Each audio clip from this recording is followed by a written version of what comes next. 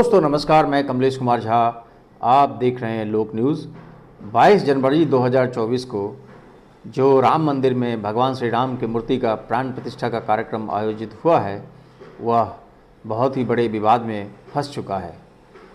दोस्तों 22 जनवरी 2024 का जो तिथि है वह किस लिए महत्वपूर्ण है, ये सरकार को ही पता है, मोदी सरकार को ही पता है।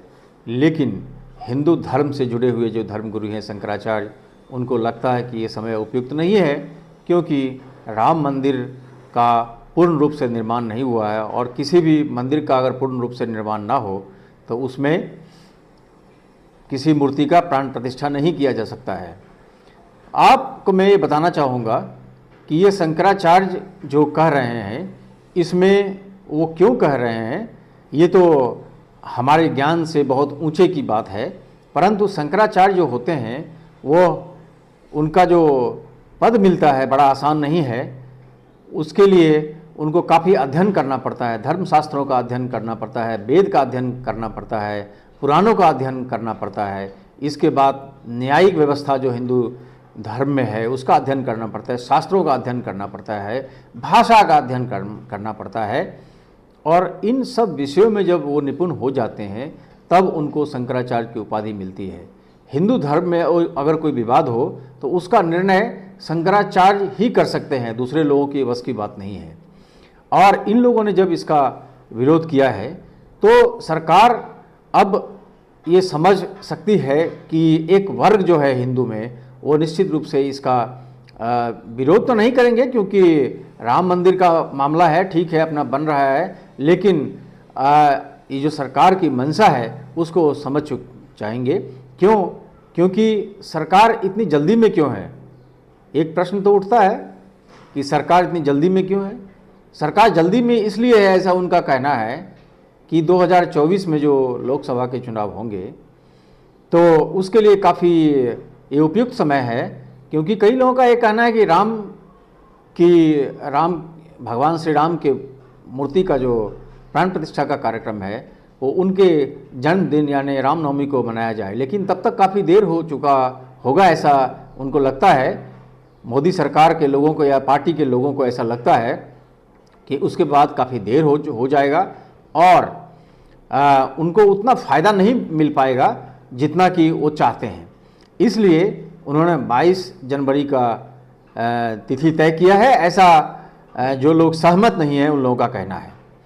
अब सवाल ये उठता है कि भगवान श्री राम को अगर आप मानते हैं तो उनके चरित्र को भी आपको समझना पड़ेगा। सिर्फ एक धरफड़ी में आप अगर चाहते हैं कि हम उनके मूर्ति का प्राण प्रतिष्ठा कर लें और इसके चुनावी फायदे मिलेंगे, इसलिए क्योंकि हमको लगता है, ऐसा मेरा भी मत है, कि प्राण प्रतिष्ठा के तुरंत बाद शायद चुनाव की घोषणा हो जाए। क्योंकि इलेक्शन कमीशन के लोग जगह जगह जाकर एक अपने वातावरण का असेसमेंट कर रहे हैं। आप इलेक्शन कमीशन जानते हैं कि किस प्रकार आज निष्पक्ष है, ये सब जानते हैं। तो इस प्रकार से उनका कार्यक्रम चल रहा है और मोदी सरकार को यानी मोदी जी को और उनके जो सहपाठी हैं उनको लगता है कि यह शायद उपयुक्त समय है, हम इसमें राम मंदिर का, राम भगवान श्री राम के मूर्ति का जो प्राण प्रतिष्ठा है उसका करके और इसका खूब प्रचार करके हम इसका फ़ायदा उठा सकते हैं। अक्सर ये लोग कहा करते हैं कि राम से राम का नाम बड़ा, लेकिन नाम के साथ साथ राम के चरित्र भी बड़े हैं, उनके आदर्श बड़े हैं, उनके समदर्शी स्वभाव बहुत बड़े हैं और मर्यादा पुरुषोत्तम का जो स्वभाव है वो बहुत बड़ा है। अगर आप प्राण प्रतिष्ठा करते हैं, उसके बाद अगर राम का नाम जाप भी करते हैं, तो आप में क्या राम के चरित्र आए हैं थोड़ा भी? या पिछले आपने जो काम किए हैं वो राम के चरित्र से कुछ भी मिलते हैं? बिल्किस बानो का कांड आज सुप्रीम कोर्ट में, जो सुप्रीम कोर्ट ने जजमेंट दिया है 14 अपराधियों के ऊपर, वो कैसा लगता है आपको? आपने, आपके पार्टी ने, गुजरात सरकार ने इन 14 अपराधियों को इसलिए छोड़ दिया यह कहकर कि वो बड़े ही, उनके स्वभाव में परिवर्तन हो गया है, वो ब्राह्मण हैं। क्या ब्राह्मणों का यही चरित्र है?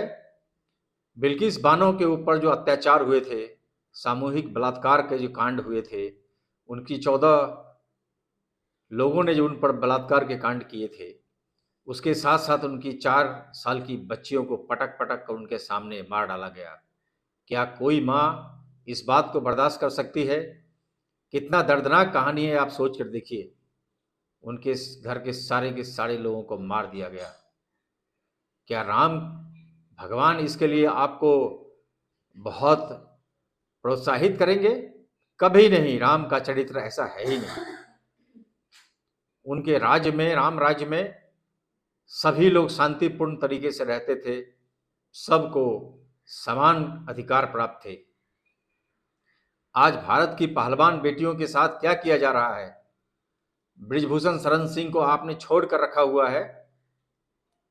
उसने क्या किया हमारी महिला पहलवानों के साथ, ये सबके सामने है। गोपाल कांडा कौन है? चिन्मयानंद कौन है? अरे आपकी सरकार ने उत्तर प्रदेश में 3 बजे सुबह एक दलित महिला, दलित बेटी के शव को इसलिए जला दिया चुपचाप कि कोई प्रूफ किसी को नहीं मिले। आप विरोधी पक्ष के ऊपर, विरोधियों के ऊपर किस प्रकार की कार्रवाई करते हैं बदले की भावना से? क्या राम इस के लिए आपको माफ करेंगे? क्या राम राज्य में यही होता था? जनता सब देख रही है। सिर्फ राम नाम जपने से कुछ नहीं होता, उनके आदर्श भी आपके जीवन में आने चाहिए। अगर ये नहीं है तो आप सोचिए कि राम आपको देख रहे हैं और आपके बारे में अपनी धारणा को बना रहे हैं। आज चंपत राय, जो राम मंदिर से जो जुड़े हुए जमीन की खरीद फरोख्त का मामला है, उसमें करोड़ों के घोटाले करके बैठे हैं। और ऐसे आदमी को आपने राम मंदिर के जो प्राण प्रतिष्ठा होंगे उसमें आपने उसको आमंत्रण देने के लिए अधिकारी बना दिया। क्या मैं जान सकता हूं कि निर्मोही अखाड़ा जो पूजा पाठ करते आ रही थी, उसको भी आपने इस मामले से पूरी तरह से हटा दिया। नरसिम्हा राव सरकार ने चारों शंकराचार्यों के साथ रामानंद संप्रदाय के कुछ लोगों को इसके ट्रस्ट में रखा था और अमालय बनाया था। आपने उसको निरस्त कर दिया। क्यों निरस्त कर दिया आपने? क्योंकि आपके पार्टी के लोगों को आप राम मंदिर न्यास में शामिल करना चाहते थे और आगे इस पर नियंत्रण करना चाहते थे। इसलिए आपने चंपत राय जैसे आदमी को इस बीच में लाया। यह जानते हुए भी उनके पास क्या पावर है, उनसे आप क्यों डरते हैं कि आपने उनको राम मंदिर न्यास की तरफ से, यानी राम मंदिर जो बनने जा रहा है उसकी तरफ से, सरकार की तरफ से उनको आपने अधिकार दे दिया कि वे लोगों को आमंत्रण देंगे। चंपत राय सबको पता है कि किस विचारधारा के आदमी हैं। अगर ऐसे लोग किसी को आमंत्रण देंगे तो दूसरे लोग क्यों आएंगे?